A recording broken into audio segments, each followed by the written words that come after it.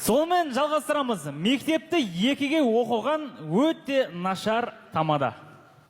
Тамада екен, қонақтардың бәрі. Асан, мен ғой бір тамада. Сіз ба? Осынша қонақтардың бәрі күтіп отыр ғой. Той егесіз ғой, иә? Мен список жазып алу керек еді. Жаз. Ру қандай? Алшын.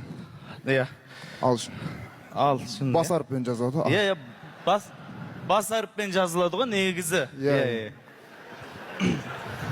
Жоқ, тек аны ғана жазасыз ғой бас әріппен.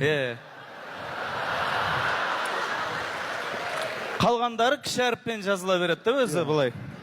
Өз жазыла береді ғой өзі негізі. Алшын, шын. Сонда ың болмайды. Н да, н. Н ма? Н.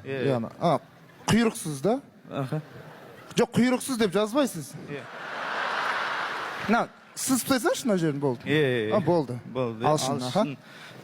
Той егесі кім? Мен. Сіз ғой, Марат. Марат.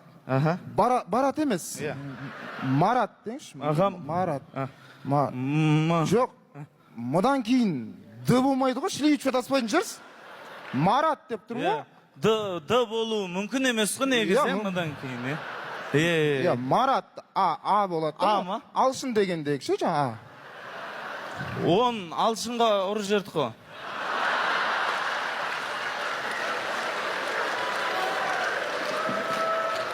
Ол сізде біреу ақ па ол?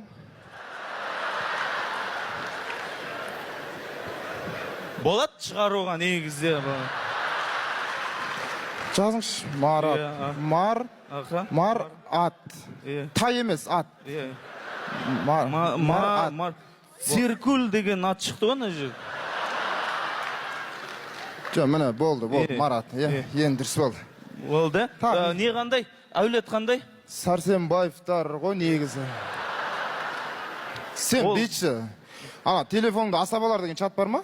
Бар ғой, өзім ашқан. Сон жазыңызшы, асаба керек деп. Жазбаңызшы сіз, голосовой жібересаңызшы. Ассаламағалейкум, өнердегі жігіттер. Мұна Алшындың осы Марат асабасына осы сендер қоясаңшы, мен өзім басқарамын.